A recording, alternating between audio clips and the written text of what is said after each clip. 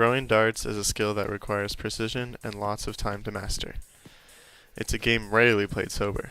There are many different ways to play, but accuracy is important in all those games.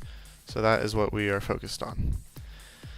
This raises the question, what is the best way to train accuracy and precision? But don't worry, these three amateur dart throwers are here to find out.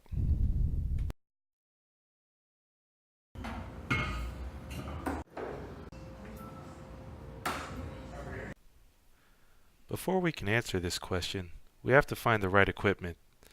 The equipment that we need is a dartboard, darts, measuring tape, and accuracy improving snake oil.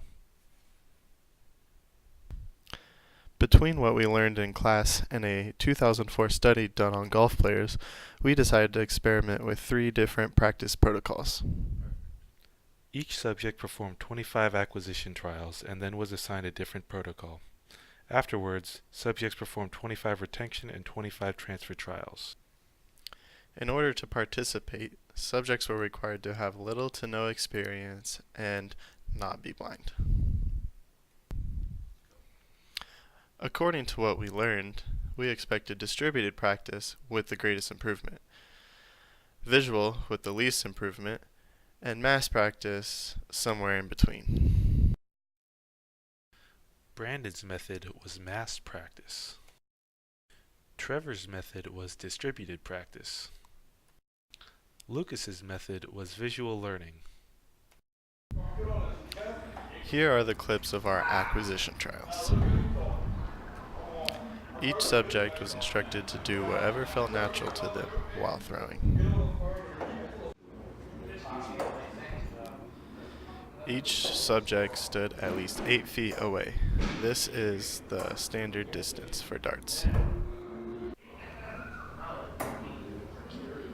As you can see, subjects were allowed to take as long as they felt necessary in between throws.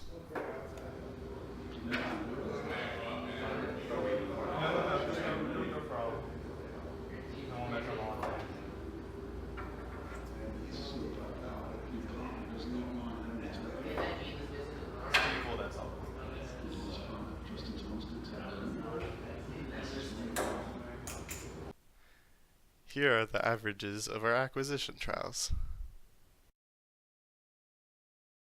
For the mass practice group, they had 2 practice sessions total, 1 practice session per week, 100 throws per session. For the distributed practice protocol, there were 4 practice sessions total, 2 practice sessions per week, 50 throws per session. For the visual learning group, there were no throwing of darts allowed and could only watch videos of dart throws by professionals.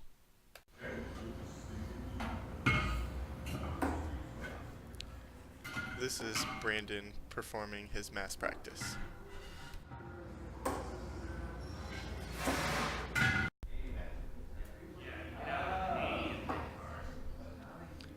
This is Trevor performing his distributed practice.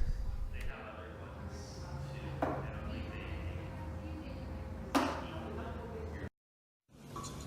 let's see what happens when you double eight. Yeah, this is the tricky one, okay. This is Lucas working really hard on his visual practice. Well, I say it's the tricky one. After our practice trials, we needed to perform retention and transfer trials to see if any positive or negative changes occurred. Here are the results from the retention trials where the subjects were instructed to hit the bullseye.